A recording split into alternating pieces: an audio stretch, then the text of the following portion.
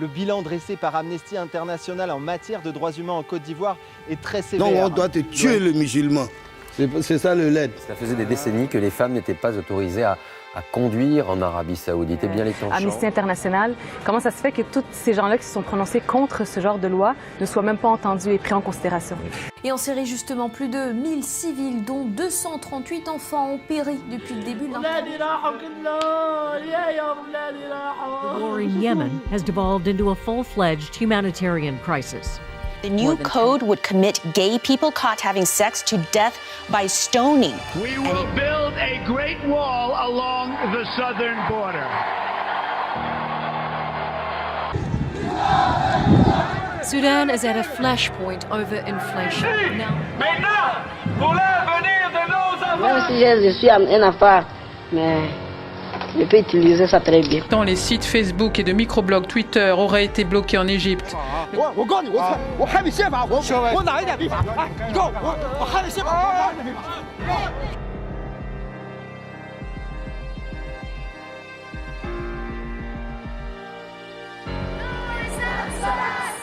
Faites du bruit!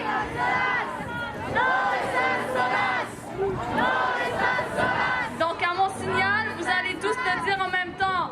3, 2, 1, no están solas! No están solas! No están solas! No están solas! No están solas! Faites du bruit pour les mères au Mexique!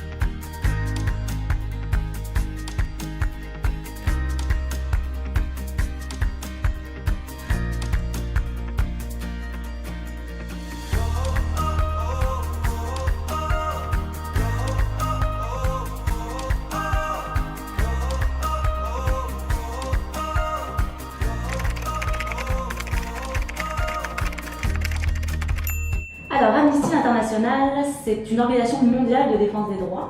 C'est en 1960, en fait, un avocat britannique du nom de Peter Benenson lit dans une brève dans le journal que 2 étudiants portugais avaient été arrêtés et a été condamnés à 7 ans de prison pour avoir porté un toast à la liberté. Puis à l'époque, le Portugal était dirigé par Salazar, c'était une dictature, donc il a été indigné par ça, puis il s'est dit qu'est-ce que je pourrais faire pour faire bouger les choses. Et en fait, ça a abouti à la rédaction d'un article très important, qui est un des articles fondateurs d'Amnesty International, qui s'appelle « Les prisonniers oubliés », et qui a été publié dans The New Observer, et où Peter Benenson, à l'intérieur de cet article, donnait différents exemples de prisonniers politiques, de prisonniers d'opinion, et appelait la population à agir et à écrire des lettres au gouvernement de ces différents prisonniers afin de demander leur libération. Et en fait, son article a été relayé dans les plus grands médias internationaux, comme Le Monde en France, The New York Times aux États-Unis, etc. Et il y a eu une vague en fait, de gens qui se sont mobilisés à travers la planète et qui ont écrit des cartes, des lettres, des messages. Donc c'est un peu comme ça qu'Amnesty est né, parce que c'est de ce mouvement citoyen qui s'est indigné sur la question de ces prisonniers. Et c'est ça qui fait aussi la différence et l'intérêt d'Amnesty International, c'est qu'on est une organisation de militants, de gens sur le terrain qui s'engagent pour les droits humains et qui veulent le respect des droits humains partout dans le monde, dans notre propre pays, mais aussi à l'international.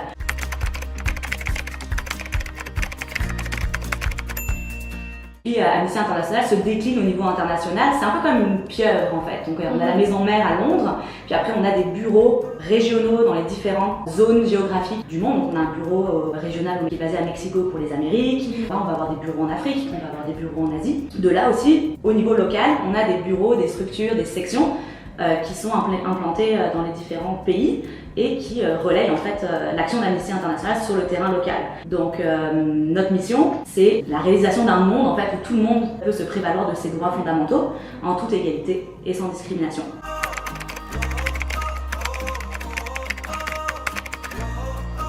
Mais nous, on se base sur la Déclaration universelle des droits de l'homme de 1948, qui a été en plus ratifiée par quasiment tous les pays à travers le monde. Et puis en fait, donc on base vraiment notre éducation aux droits humains sur l'aspect connaissance, sur cette déclaration, sur le système. Donc moi, par exemple, je vais dans une école, puis je vais leur expliquer la déclaration, je vais leur expliquer comment ça s'organise au niveau international, régional, puis national. Et puis après, je vais aussi leur donner de l'information et prendre bien conscience aussi qu'ils ont des textes qui protègent les droits fondamentaux au Canada et au Québec, donc les deux chartes, la charte canadienne et la charte québécoise des droits et libertés, et que ce sont vraiment ces deux textes-là qui protègent nos droits au Canada, et que si nos droits ne sont pas respectés au Canada, on peut invoquer ces chartes-là pour aller devant une cour de justice. Pourquoi les gouvernements continuent toujours à bafouer les droits malgré tout ce système de textes, de cours à différents niveaux qui existent? C'est parce que dans les faits, en fait, il y a un sentiment d'impunité.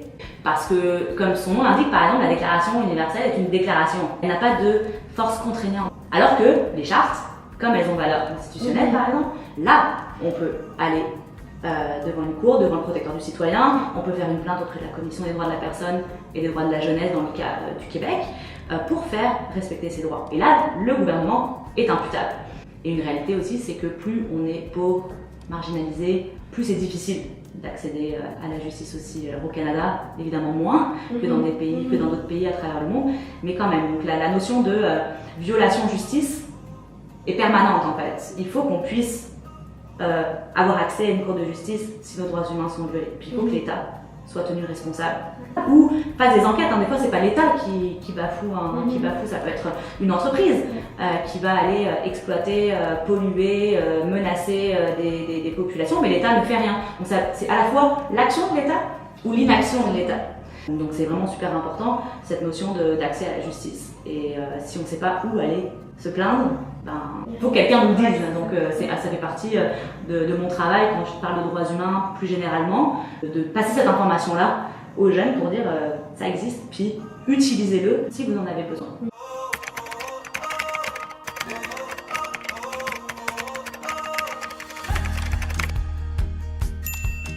La mobilisation de l'éducation aux droits humains, c'est essentiel parce que c'est de développer une culture respectueuse des droits.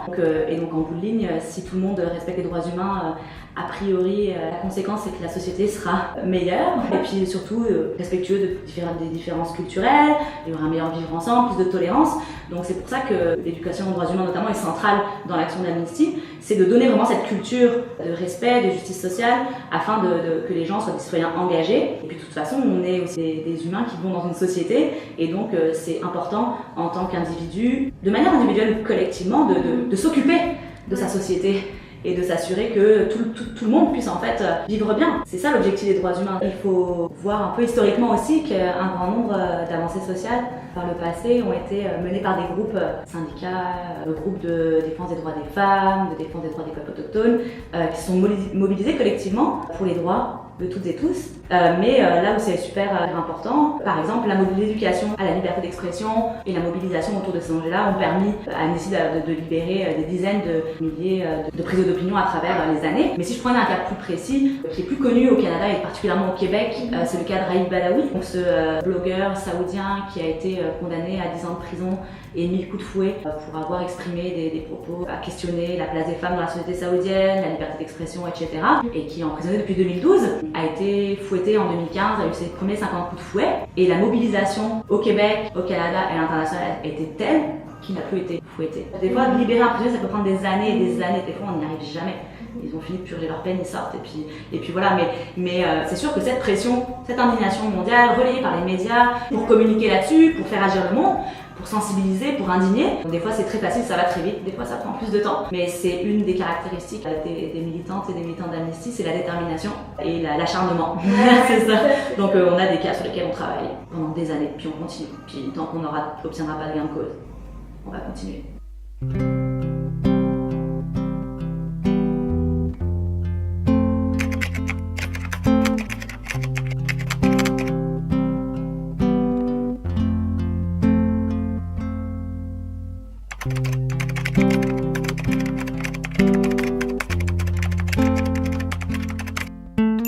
Ma collègue Colette Lefebvre, qui est la responsable des campagnes et des actions, puis qui ne pouvait pas être là aujourd'hui, m'a donné une mission de venir parler un peu de son travail. Les campagnes et le plaidoyer notamment, c'est vraiment au cœur de l'action d'Amnesty. On dit souvent, il y a 3 mots qui expliquent le travail d'Amnesty, c'est enquêter, alerter, agir. Donc dans l'enquête, parce que une grosse partie de notre travail au niveau de l'organisation mondiale, ça va être des enquêtes, ça va être de documenter des violations de droits humains. Donc on a des équipes de chercheurs partout dans le monde qui sont envoyés sur le terrain, puis qui vont, quand ils sont en connaissance d'une violation massive des droits pour une partie de la population, minorité ou autre, ils vont aller sur le terrain, puis ils vont aller enquêter, rencontrer les victimes de ces violations qui accusent en fait le gouvernement de ne pas agir ou de carrément réprimer ou d'avoir des comportements violents et non respectueux des droits. On va aussi évidemment rencontrer les organisations de défense des droits qui sont sur le terrain, qui travaillent déjà pour la défense des droits dans leur pays, sachant que ces défenseurs-là, on travaille quotidiennement avec eux. Nous, on vient appuyer leurs besoins et leurs actions en matière de droits humains. À partir de ces enquêtes,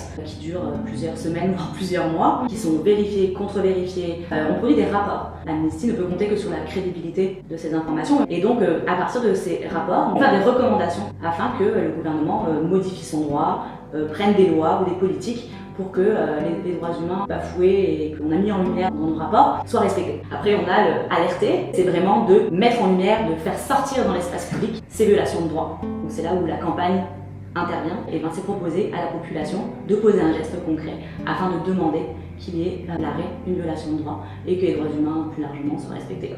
Mais au travers de cette campagne, on va donc développer des stratégies de communication dans les médias traditionnels. Évidemment aujourd'hui à l'ère numérique, et puis ma collègue Evelyne Bou va vous en parler tantôt, de faire sortir dans les médias sociaux et les médias sociaux aussi comme moyen d'action. Et puis effectivement l'éducation aux droits humains. Donc nous, comment on va faire en sorte que cet enjeu-là de droits humains compte pour les gens, qu'ils soient sensibilisés, qu'ils s'indignent, parce que c'est en créant ce sentiment d'indignation que ça va les pousser à agir. Et puis évidemment des stratégies de plaidoyer, donc est un moyen d'action dans une campagne. Les plaidoyers, ça veut dire que tu vas monter des campagnes où tu vas aller rencontrer des élus, des gouvernements, pour discuter avec eux de ces enjeux de droit, et puis leur dire, regardez, vous avez signé, ratifié tous ces traités, toutes ces conventions, mais regardez ce qui se passe, puis il y a plein de gens dans le monde qui vous demandent d'agir pour que ça s'arrête. L'un ne marche pas sans l'autre. C'est plein de moyens d'action différents qui sont portés par monsieur et madame tout le monde, qui sont portés par des campagnes de plaidoyer, par des médias sociaux, par des médias traditionnels, qui vont faire qu'en se mettant tous ensemble, on va avoir un impact beaucoup plus large.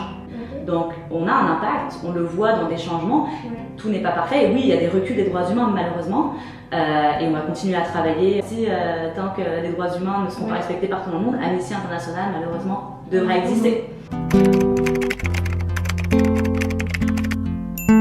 La manière dont les gouvernements essayent de faire taire Amnesty, ça va être beaucoup justement de nier, de prétendre qu'on a un agenda caché, des choses comme ça. Ça c'est, disons, je dirais, la censure frontale. L'autre forme de censure frontale qu'il y a, c'est quand les gouvernements carrément vont mettre en prison des gens qui ont de près ou de loin des liens avec Amnesty International.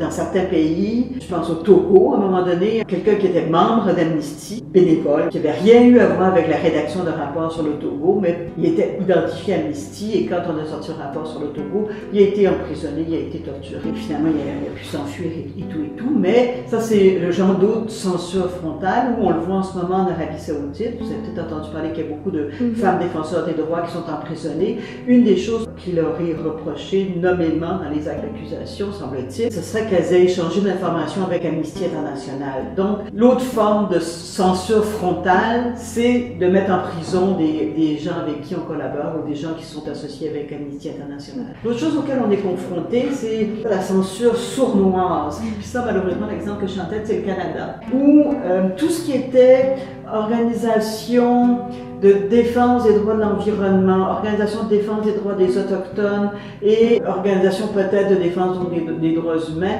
tout ce qui était perçu comme faisant de la politique pouvait être visé et perdre son numéro de charité d'une part, par un biais financier, donc d'attaquer la survie des organisations non gouvernementales comme nous. Et il y a eu aussi un projet de loi Mammouth qui a été voté par le gouvernement conservateur de M. Harper qui, sous prétexte de sécurité nationale, pouvait mettre fin aux activités et ou détenir pendant 10 jours sans mandat et sans avoir à donner de raisons précises des membres de ces organisations-là parce qu'elles auraient attenter à la sécurité ou même à la sécurité économique du pays. Je parle au passé parce que ces dispositions-là ont été retirées sous le gouvernement Trudeau, mais c'est pas de la censure frontale, c'est de la censure insidieuse, mais on n'est pas à l'abri de ça.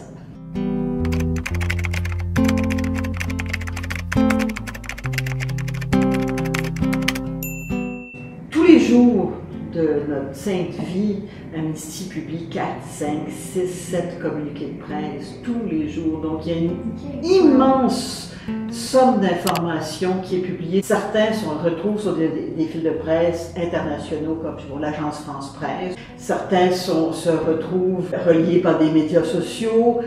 Certains se retrouvent dans nos sites web. Nous, on va faire la promotion de certains communiqués, rapports ou actions, ça peut être des pétitions qui peuvent intéresser nos publics, fait qu'on adapte puis on module nos relations avec les différents médias selon les sujets sur lesquels Amnesty travaille. Des fois, on va faire des conférences de presse, des fois, on va juste envoyer un communiqué, des fois, on va prévenir les médias qu'un rapport va sortir. Des fois, les médias courent après nous parce qu'ils savent qu'on va sortir tel type de rapport à un moment donné. 98% des dossiers sur lesquels on travaille sont médiatisés d'une manière ou d'une autre, que ce soit dans les médias traditionnels ou dans les médias sociaux. Parce qu'Amnesty, c'est la force du nombre. Hein? Une lettre, c'est pas suffisant, 2 lettres, c'est pas suffisant, 1000 lettres, 10 000 lettres, ça fait 10 000 personnes qui sont sensibilisées, dont des personnes qui vont aller voir leurs députés, des personnes qui vont écrire des lettres ouvertes dans les journaux, des personnes qui vont sensibiliser des vedettes, des artistes. Donc, c'est comme ça qu'on réussit à faire du bruit, puis à faire en sorte qu'une personne n'est pas oubliée, puis à faire en sorte que les autorités ne peuvent pas dire ils vont se tanner, ils vont passer à autre chose, puis qu'on continue à mettre de la pression. C'est parce que c'est public. Un Marcader va passer, tout le monde en parle dimanche. Donc, s'il n'y avait pas eu le film que Luc et Patricio ont tourné, s'il n'y avait pas eu des avocats qui ont fait des sociofinancements pour émeuter les gens, s'il n'y avait pas eu Amnesty pour faire campagne, ils croupiraient encore en prison à Guantanamo. Là. Donc, tous les cas d'Amnesty sont des cas qui passent par les médias.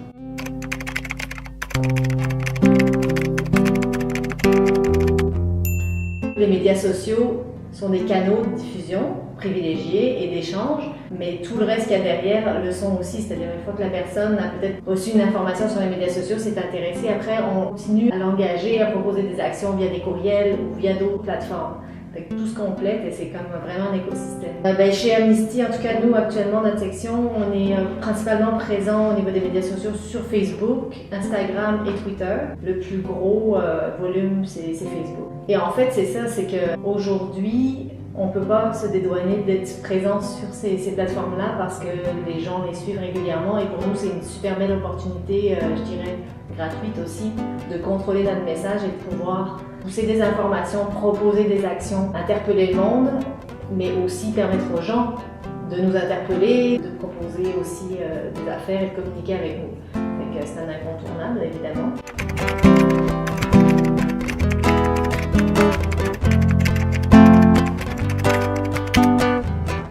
Je suis pas super calée sur les textes qui régissent les signatures de pétitions. Par contre, je sais que les mineurs peuvent signer des pétitions au Québec et c'est admis, c'est pris en compte.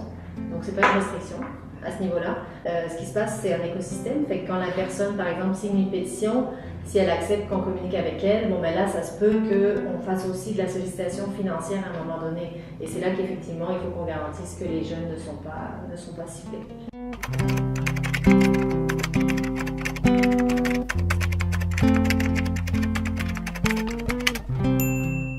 Ça a été démontré, je ne sais pas si vous avez suivi récemment, il y a notamment le cas d'une jeune fille saoudienne qui avait fui en Indonésie, il me semble, et qui avait vraiment tiré la sonnette d'alarme sur Twitter, qui a réussi à créer un mouvement mondial pour la sensibiliser le monde à sa cause parce qu'elle allait être envoyée en Arabie Saoudite alors qu'elle fuyait.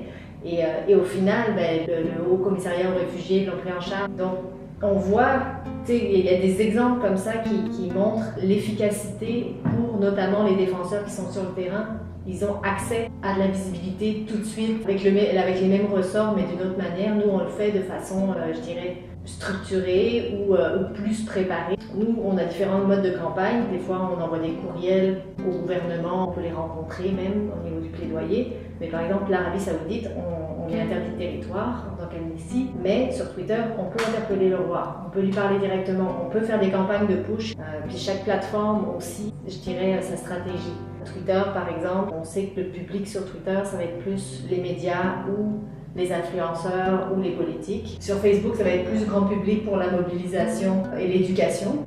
Facebook aussi, il faut du matériel visuel. Ça vive, il faut que ça suscite l'engagement, il faut que les gens aient le goût de partager. De façon générale, il faut du contenu riche, puis la chance qu'on a avec Amnesty, c'est qu'on est un mouvement mondial et qu'on est plusieurs à produire ce contenu. On peut aller chercher du contenu, le traduire. Et Instagram, pour faire la boucle, c'est plus un public jeunesse, on est plus sur des belles images ou des storytelling.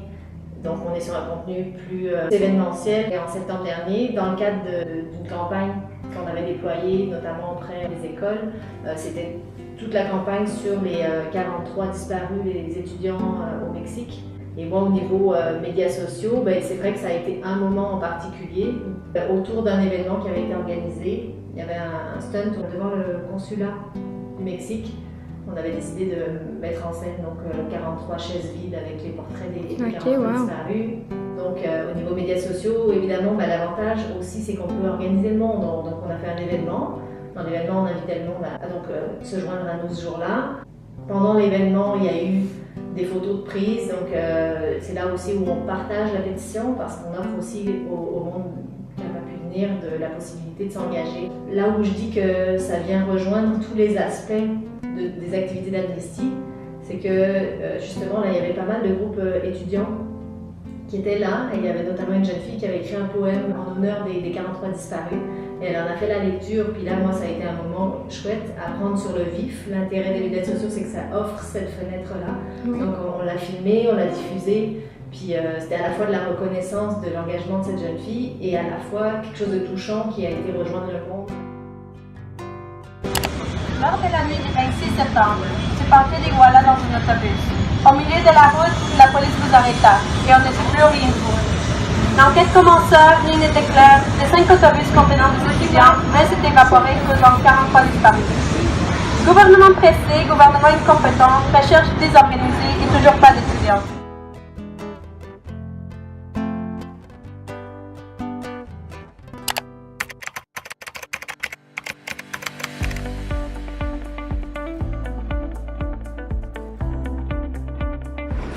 Bienvenue à l'Assemblée générale d'Amnesty International Canada francophone.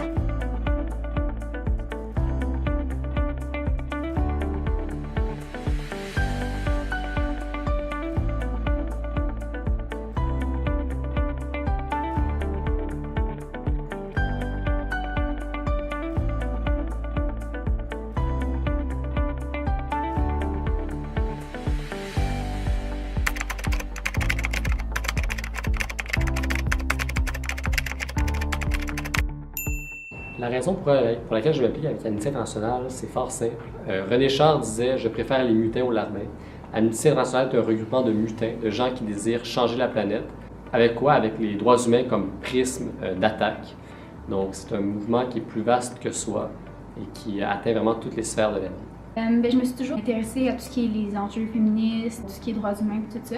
Puis Amnesty, avec tout ce qui est leur approche des droits humains par tout ce qui est pétition, donc c'est une organisation non gouvernementale, donc j'ai décidé de m'impliquer de cette façon-là parce que je trouve que c'est la meilleure en termes de droits humains. Moi, je me suis impliquée dans Amnesty parce que depuis toujours, quand je vois une injustice, tout ça, je voulais toujours tout de suite dénoncer. Avec Amnesty, j'ai vu qu'il était bien organisé. Il allait viser vraiment les gouvernements pour faire libérer un prisonnier, par exemple. Et on voyait que ça fonctionnait. Et en s'impliquant dans un groupe, j'ai vu à quel point on pouvait donner la voix à ceux qui en ont peut-être plus vraiment ou à qui la voix elle est vraiment plus faible à cause des injustices qu'ils vivent. Donc moi, je suis membre d'Amnesty depuis 2008. J'ai commencé comme bénévole parce que j'ai toujours cru à la primauté du respect des droits humains et Amnesty International était pour moi la meilleure façon de veiller à la protection de ces droits-là. Ça fait longtemps que je m'implique. Très jeune, j'allais dans une école internationale et puis je me rappelle au secondaire, on avait une activité. Il y avait une journée où on s'était mis comme un X sur la bouche puis on pouvait pas parler pendant toute la journée. Puis c'était une image de la liberté d'opinion qui était bafouée dans certains pays. Et cette journée-là, j'ai tellement trouvé ça difficile de ne pas parler. Puis ça m'a comme ouvert les yeux sur certains enjeux. Et depuis, mon argumentaire est peut-être un peu plus poussé maintenant. C'est pas juste une question de X sur la bouche comme ça. Puis je suis rentré en droit dans le but de travailler au niveau des droits fondamentaux.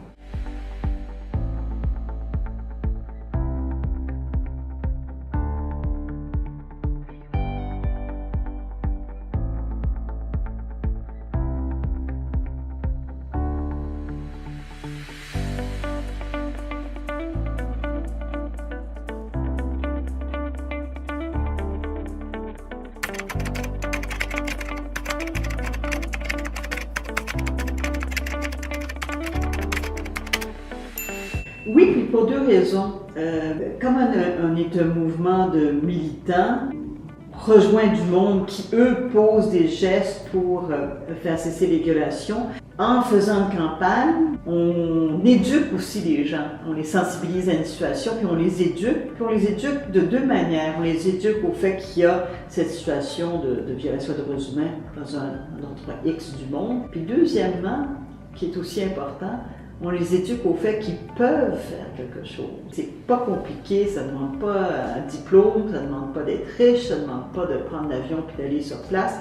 Vous pouvez juste en signant une pétition, en écrivant une lettre, ou en faisant un don à Amnesty, vous pouvez contribuer à faire cesser cette violation-là, et ça marche. Quand on dit plaidoyer, ça peut être la section qui va rencontrer un ministre ou un ambassadeur, mais c'est aussi d'éduquer des jeunes dans les écoles ou des groupes locaux ou même des individus qui peuvent aller voir leur député. Puis c'est pas parce qu'ils l'ont élu ou qu'ils n'ont pas voté pour lui d'ailleurs que c'est tous les 4 ans puis qu'entre-temps on leur demande pas des comptes. Comme citoyen, on peut aller voir notre député et dire nous, comme citoyens, on est préoccupés par telle situation et on voudrait savoir qu'est-ce que vous avez l'intention de faire pour régler cette situation-là. Puis ça, c'est aussi du plaidoyer. Ça fait des gens conscientisés, puis des gens qui peuvent faire ces gestes-là et qui font ce geste-là. Donc, au niveau éducation, puis au niveau, je dirais, bien-être de la planète et du monde, c'est important d'avoir des gens qui sont conscients qu'ils ont leur mot à dire. Et Amnesty est convaincu que la lutte contre le changement climatique devrait être l'objectif principal de tous les militants et militantes des droits humains. Parce qu'on sait que ça va mal, là, les changements climatiques. Fait que là, c'est quoi qu'il faut faire? Fait que là, ça part, cette affaire-là. Arrêter de manger de la viande, le transport actif, le compostage, le recyclage, la réduction de la consommation, la décroissance, arrêter de prendre l'avion. Ça me fait mal. Et toutes ces mesures-là qui sont drastiques. Et là, la journaliste finit par dire, mais là, vous ne trouvez pas ça un peu utopiste là, comme solution? Et la réponse qui était succulente, à mon avis, c'est « Madame, les utopistes, c'est pas nous autres. Les utopistes, c'est ceux qui pensent que ça peut continuer comme ça. » Voilà.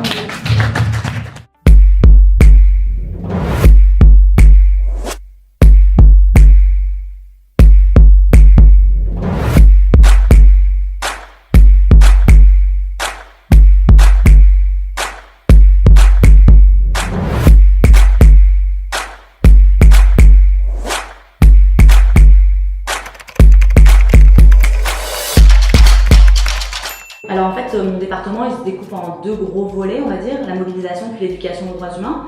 Donc en termes de mobilisation, ça va être comment on s'organise au niveau du terrain, c'est qu'on a des comités d'action dans les écoles, dès le secondaire, au cégep, aussi au niveau universitaire. Puis on a aussi des groupes adultes qui vont travailler avec nous sur nos campagnes et sensibiliser leurs pairs dans les villes. Moi, c'est d'organiser, c'est de soutenir leurs activités autour des campagnes et autour d'autres enjeux sur lesquels ils voudraient travailler et sur lesquels Amnesty travaille, et de soutenir leurs activités. Donc ça peut être de leur apporter plus d'informations, de leur donner du matériel, de les aider à créer une activité, etc. afin qu'ils aient un véritable impact dans leur milieu. Et puis tout le volet éducation aux droits humains, c'est plus un volet de sensibilisation, où je donne des conférences, ateliers, je monte du matériel, je fais des formations pour les jeunes, les moins jeunes. Donc c'est à peu près ça